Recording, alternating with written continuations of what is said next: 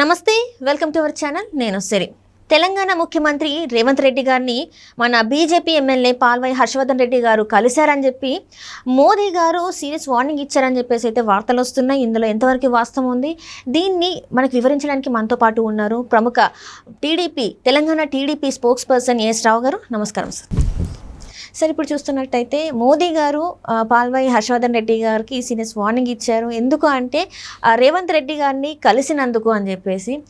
ఇందులో ఏం తప్పు ఉంది, ఎందుకు సీరియస్ వార్నింగ్ ఇచ్చారు సార్ అసలు?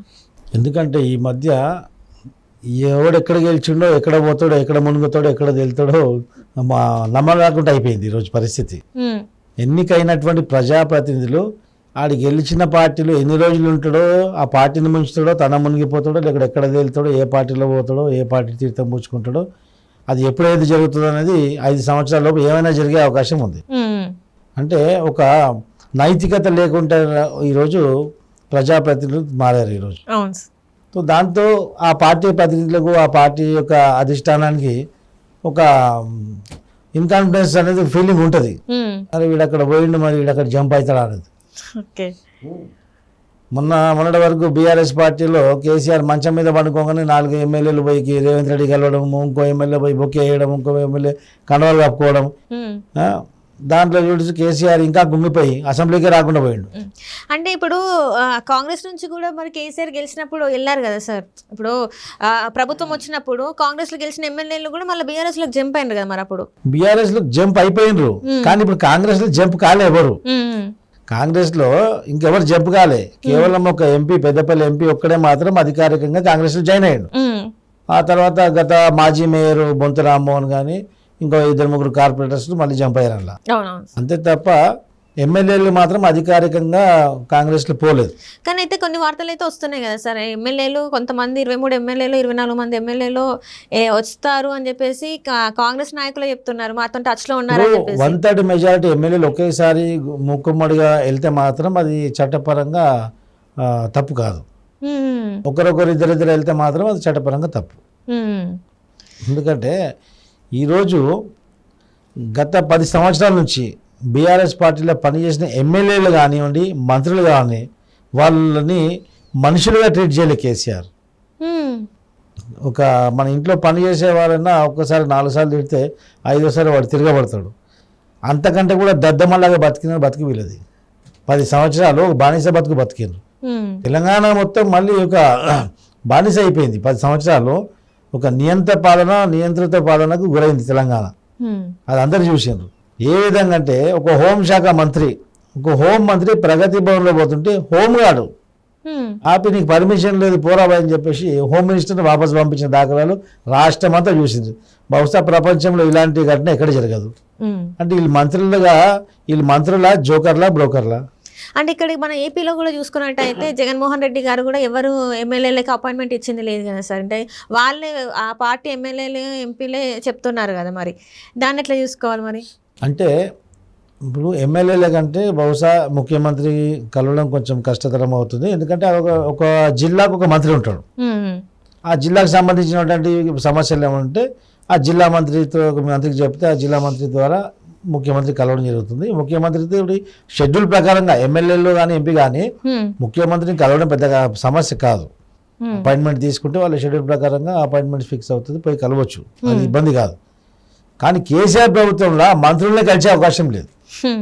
ఆ విధంగా బతికారు వాళ్ళు. అంటే ఒక వివక్షకు లోనైనారు, ఒక బానిసత్వాన్ని చవి చూసారు వాళ్ళ దగ్గర నుంచి.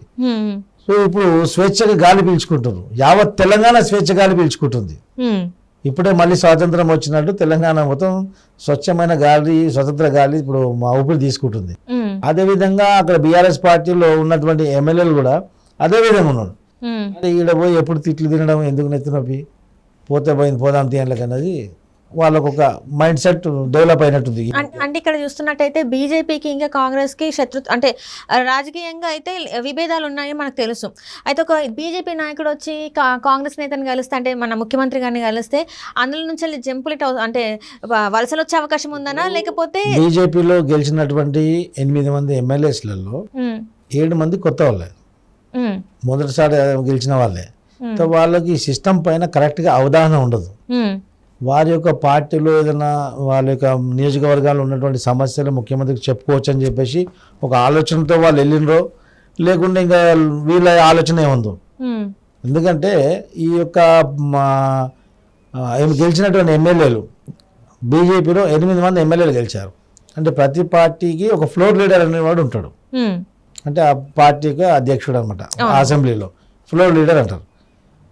ఆ ఫ్లోర్ లీడర్ అనేది ఒక సీనియర్ని, ఒక వాక్చాతుర్యమాన్ని కూడా ఒక సీనియర్ని పెడతారు. ముఖ్యంగా అయితే సీనియర్ లీడర్ని పెడతారు. ఈరోజు బీజేపీ పార్టీలో 8 మంది ఎమ్మెల్యే గెలిచారు. దాంట్లో 7 కొత్త వాళ్ళే. ఒకడే ఒక వ్యక్తి 3 సార్లు గెలిచిండు, 3వసారి గెలిచిండు, రాజా సింగ్. అతను ఫ్లోర్ లీడర్కి అర్హుడు. ఇక్కడ ఏం జరుగుతుంది బీజేపీలో, ఈ కిషన్ రెడ్డి అనే వ్యక్తి అని ఎప్పుడు కూడా మొదటి నుంచి కూడా ఈ యొక్క రెడ్డిల సామాజిక వర్గానికి పక్షపాతి. రెడ్డి ట్యాగ్ ఉంటే వాడిని అప్లిఫ్ట్ చేస్తాడు. అట్టడుగు వర్గాలని, బీసీలను, ఎస్సీలను మొత్తం అదంపాతానికి తొక్కేశాడు. ఎవరిని డెవలప్ కానివ్వలేదు. ఏ విధంగా అయితే మర్రి చెట్టు కింద ఇంకా వేరే మొక్కలు మొలకెత్తవన్నట్టు సామెత ఉంది కదా, వాస్తవం కదా.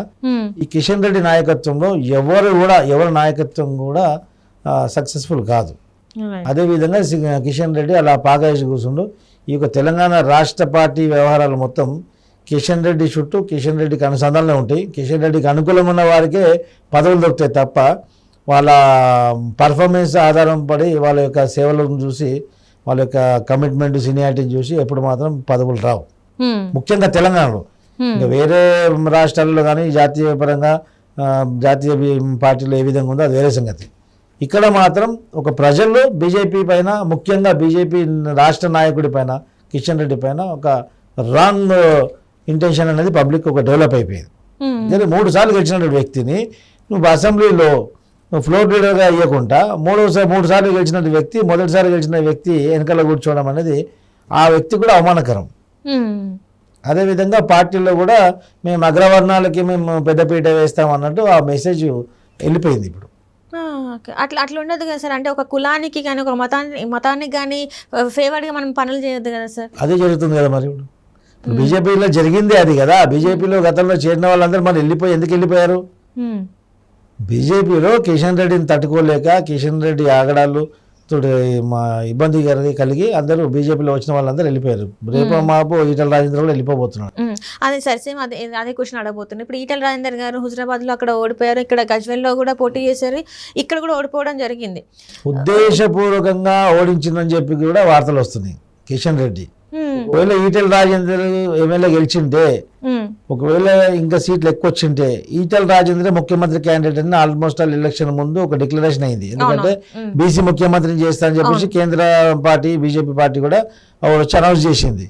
దీన్ని దృష్టిలో పెట్టుకుని ఒక సీక్రెట్ అజెండాగా ఈ కిషన్ రెడ్డి ఇంటెన్షనల్లీ, కిషన్ రెడ్డి తన నాయకత్వం బతకాల, పార్టీ చచ్చిపోయినా పర్లేదు, ఆయనకు అట్లే ఉంటుంది. గత 20 సంవత్సరాల నుంచి 1 or 1+1 లాగానే ఇక్కడ కొనసాగింది బీజేపీ. అదే పర్ఫార్మెన్స్ ఉంటే ఆయనకు చాలు. అంటే సొంత స్వలాభం కోసం చూస్తున్నారు కానీ రాష్ట్ర అభివృద్ధి కానీ లేకపోతే పార్టీ అభివృద్ధి కోసం, రాష్ట్ర అభివృద్ధి కొరకు కిషన్ రెడ్డి ఏ రోజు ఆలోచించింది లేదు. అలా పార్టీని ఆయన అవసరానికి పార్టీని వాడుకుండు కానీ ఆయన పార్టీకి పనికొచ్చింది ఏం లేదు. ఆడ పార్టీని ఇంకా నాశనం పట్టించిండు.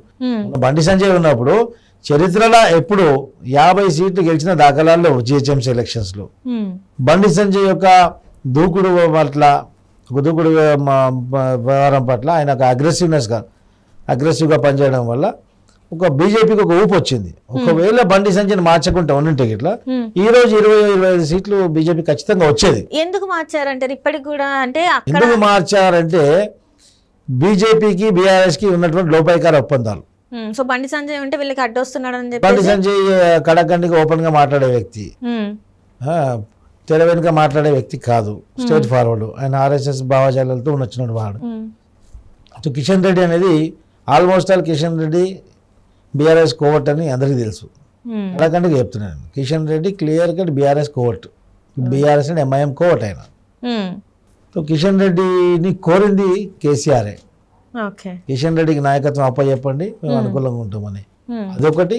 ప్లస్ కవిత లిక్కర్ కేసు, రేపు మా అరెస్ట్ అని చెప్పేసి కవిత కేసు నీరుగార్చడం, ఇది క్లియర్గా తెలిసిపోయింది బీఆర్ఎస్ బీజేపీ ఒకటని చెప్పేసి. అందుకే బీఆర్ఎస్ కానీ బీజేపీ కానీ ఓట్లు వేయలే public. Right, thank you so much.